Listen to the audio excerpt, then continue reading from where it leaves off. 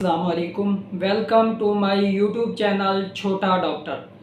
आज की वीडियो का आगाज़ मैं कुरान पाक की एक आयत से करना चाहूँगा, क्योंकि मेरी आज की वीडियो स्पेशल जो हमारी नौजवान नस्ल है और जो स्टूडेंट हैं जो कुछ करना चाहते हैं तो उनके लिए है। और इस वीडियो में इंशाल्लाह मैं आपको थोड़ा बहुत मोटिवेट भी करूँगा और इंशाल्लाह इस वीडियो में मैं आपको CSS एग्ज़ाम के बारे में कुछ मालूमात भी दूँगा।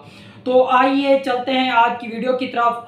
कुरान पाक में अल्लाह पाक फरमाता है लैसा लिल इंसाना इल्ला मा सआ, जिसका मफ़हूम है कि अल्लाह पाक ने मतलब कि अल्लाह पाक फरमा रहा है कुरान पाक में कि इंसान के लिए वही कुछ है जिसकी इंसान कोशिश करता है। तो इसलिए अगर हम कोशिश करेंगे तो अल्लाह पाक हमें ज़रूर नवाजेगा, ज़रूर अता फरमाएगा। इसी बात को किसी शायर ने क्या ही खूब कहा है कि खुदा ने आज तक उस कौम की हालत नहीं बदली, खुदा ने आज तक उस कौम की हालत नहीं बदली, ना हो ख्याल जिस कौम को अपनी हालत बदलने का। तो शायर ने भी क्या खूब कहा है कि अल्लाह पाक भी उस कौम की हालत नहीं बदलता जब तक कि उस कौम के अंदर खुद अपने आप को बदलने की मतलब कि चाह ना हो। तो जैसे कि कहते हैं कि हिदायत भी उन लोगों को मिलती है जो हिदायत के तलबगार होते हैं। इसी तरह एक शायर ने क्या खूब कहा है कि फरागत से दुनिया में पल भर ना बैठो, फरागत से दुनिया में पल भर ना बैठो, अगर चाहते हो फरागत ज़्यादा। तो आइए चलते हैं कि आप लोगों ने सुना होगा कि CSS एग्ज़ाम, क्या आपने कभी सोचा है कि CSS एग्ज़ाम क्या है? CSS ये जो है किस चीज़ का मुखफ़फ़ है? तो आज की वीडियो में हम आपको बताएंगे कि CSS किस चीज़ का मुखफ़फ़ है और कौन कौन से लोग इस चीज़ मतलब कि टेस्ट के लिए अहल होते हैं जो कि CSS दे सकते हैं, या CSS करने के बाद जो है ना वो कौन सी मतलब कि वैकेंसीज़ हैं, वो कौन सी सीटें हैं जिसमें कि आप जो है जॉब कर सकते हैं, और CSS को कैसे क्लियर करना है इसमें कुछ हम आपको टिप्स भी बताएंगे। तो हमारा पहला सवाल है कि CSS किस चीज़ का मुखफ़फ़ है? CSS central superior service exam का मुखफ़फ़ है। तो सबसे पहले CSS में कितने किस्म के टेस्ट होते हैं? CSS में 4 किस्म के टेस्ट होते हैं। नंबर 1 रिटन टेस्ट, जो मतलब कि एक तहरीरी टेस्ट होता है। नंबर 2 साइकोलॉजिकल टेस्ट, मतलब नफ्सियात का test. Number 3 medical test, तिब्बी test. Number 4 होता है वेवा या इंटरव्यू। तो इसको क्लियर करने के बाद एक बंदा जो है मतलब कि वो CSS एग्ज़ाम क्लियर कर लेता है। तो मतलब ये 4 टेस्ट होते हैं CSS के अंदर। हमारा दूसरा सवाल है कि वो कौन से लोग हैं जो CSS एग्ज़ाम दे सकते हैं, या वो कौन से लोग हैं जो CSS एग्ज़ाम के अहल हैं।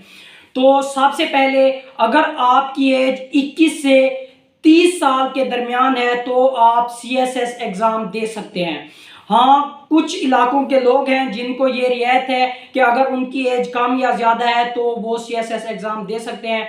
उनमें कबायली इलाका जात के लोग, शुमाली इलाका जात के लोग, डेरा इस्माइल खान के लोग, डेरा गाजी खान के लोग, ज़िला राजनपुर वगैरह के लोग। तो अगर इनकी एज में डिफरेंस है तो ये CSS एग्ज़ाम दे सकते हैं। नंबर 2, अगर आप जम्मू आज़ादो कश्मीर या पाकिस्तान की शहरियत रखते हैं तो आप CSS एग्ज़ाम दे सकते हैं। नंबर 3, अगर तालीमी लिहाज से देखा जाए तो अगर आपने ग्रेजुएशन किया हुआ है 2nd क्लास में या C क्लास में, या इसके बराबर जो है ना आपने कोई मतलब कि तालीम हासिल की हुई है, तो आप CSS एग्ज़ाम देने के अहल हैं। इम्तिहान के जो मजमून होते हैं उनको 2 ग्रुप्स में तकसीम किया जाता है। नंबर 1 है ऑप्शनल सब्जेक्ट, मतलब वो मजमून जिनको हम अपनी मर्जी से सिलेक्ट करते हैं। तो जो ऑप्शनल सब्जेक्ट हैं वो 6 होते हैं। उसके बाद है कंपलसरी सब्जेक्ट, मतलब जो ज़रूरी है इम्तिहान के लिए, जिसका कि जो भी मतलब कि कैंडिडेट CSS के लिए अप्लाई करते हैं उन्होंने ان جو 6 کمپلسری سبجیکٹ ہوں گے ان کا مطلب ہر کینڈیڈیٹ نے جو ہے ٹیسٹ دینا ہوگا. تو کمپلسری بھی 6 ہوتے ہیں اور آپشنل بھی 6 ہوتے ہیں. اگر ہم کمپلسری کی بات کریں تو کمپلسری میں انگلش ہوتی ہے، پریسائز اینڈ ایسے ہوتے ہیں، اس کے بعد اسلامک اسٹڈیز ہوتی ہے، کرنٹ افیئر ہوتا ہے، پاکستان افیئرز ہوتے ہیں، اور نمبر 6 ہے ایوری ڈے سائنس. تو یہ 6 مطلب کہ کمپلسری سبجیکٹ ہیں. اگر سی ایس ایس ایگزام کے نمبروں کی بات کریں تو ہر پیپر کے 100 نمبر ہوتے ہیں. مطلب اگر 100 نمبر دیکھیں تو اس حساب سے ٹوٹل 1200 نمبر ہوتے ہیں، اور ہر پیپر میں 50% والا پاس ہوتا ہے.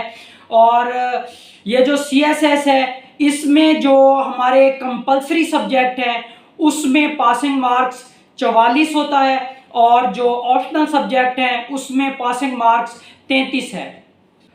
اگر کمپلسری سبجیکٹ میں آپ کے جیسے کہ مطلب ایوری ڈے سائنس میں یا کرنٹ افیئر میں آپ کے مارکس 40 سے کم ہوں، لیکن جو دوسرے سبجیکٹ ہیں ان میں آپ کے مارکس زیادہ ہوں اور ٹوٹل ایگریگیٹ 120 یا اس سے زیادہ بنتا ہو، تو بھی جو کینڈیڈیٹ ہوگا وہ پاس کنسیڈر کیا جائے گا.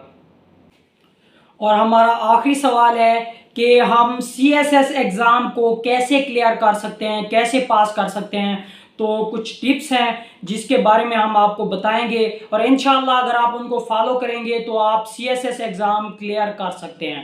تو سب سے پہلے یہ جو آپ کے اختیاری مضامین ہیں، آپشنل سبجیکٹ ہیں، یہ آپ کو ہائی مارکس دلوا سکتے ہیں، اس لیے ان میں آپ نے زیادہ توجہ دینی ہے.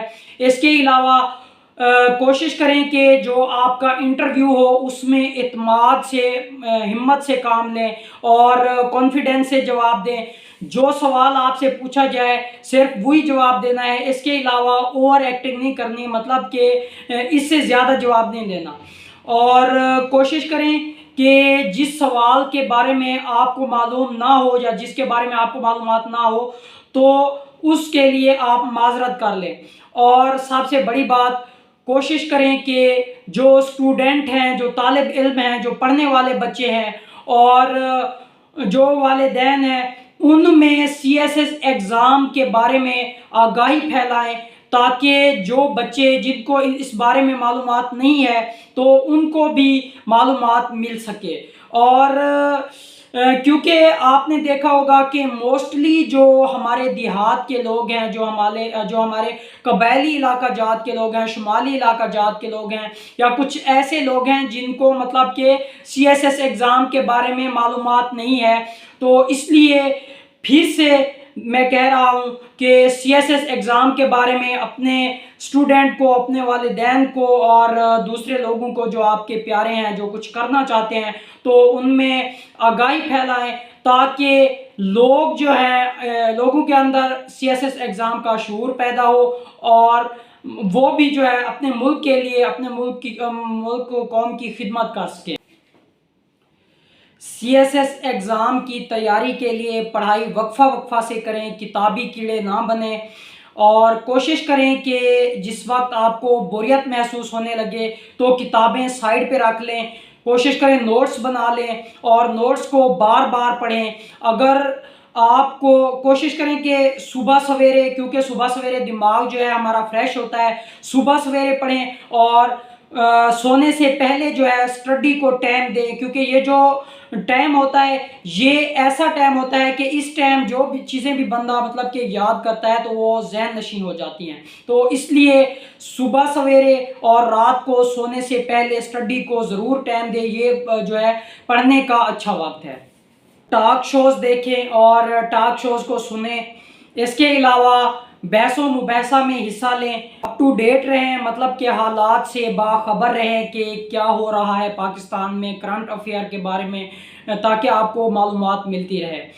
ہمت سے کام لیں، ہمت نہیں ہارنی، کیونکہ آپ لوگوں نے جو ہے نا سنا ہوگا کہ آئزیک نیوٹن کی سٹوری کے بارے میں سنا ہوگا کہ آئزیک نیوٹن جب بچہ تھا تو اس کے ٹیچر نے اس کو سبق پڑھایا، اس کو سبق نہیں آیا، دوسرے دن ٹیچر نے سبق پڑھایا، پھر سبق نہیں آیا، تیسرے دن سبق پڑھایا، پھر سنا، پھر سبق نہیں آیا.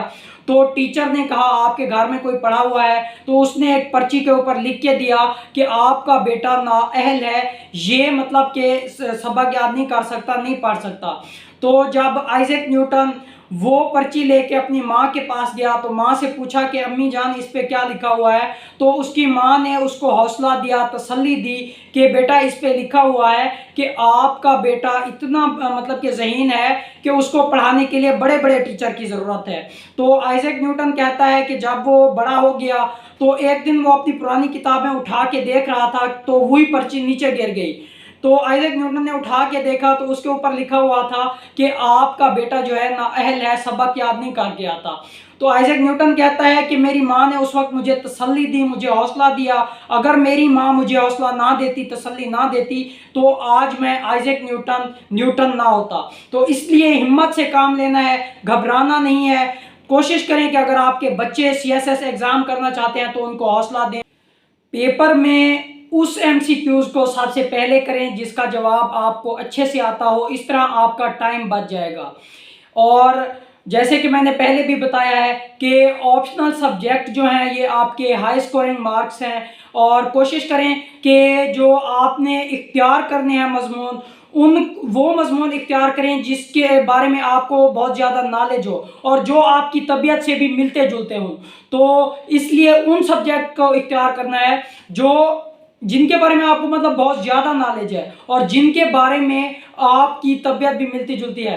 یوں نہ ہو کہ آپ جو ہے نا وہ سبجیکٹ اختیار کر لیں کہ جس کے بارے میں آپ کو کوئی آئیڈیا ہی نہ ہو۔ تو اس لیے جو آپشنل سبجیکٹ ہیں ان کو اختیار کرنے میں آپ نے ذہانت سے کام لینا ہے اور وہ سبجیکٹ اختیار کرنے ہیں جس کے بارے میں آپ کو بہت زیادہ نالج ہو۔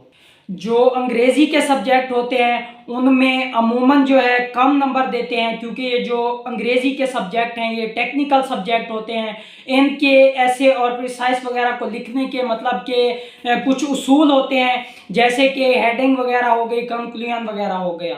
تو امید کرتا ہوں کہ میری آج کی ویڈیو آپ لوگوں کو پسند آئی ہوگی۔ میں پھر سے ریکویسٹ کر رہا ہوں کہ ویڈیو کو زیادہ سے زیادہ لائک کریں اور شیئر کریں، اور اپنے جو مطلب کہ وہ لوگ جو CSS ایگزام کرنا چاہتے ہیں یا جن کے اندر کچھ کرنے کا جذبہ ہے ان کو CSS کے بارے میں آگاہ کریں تاکہ وہ بھی اپنے ملک و قوم کی خدمت کر سکیں۔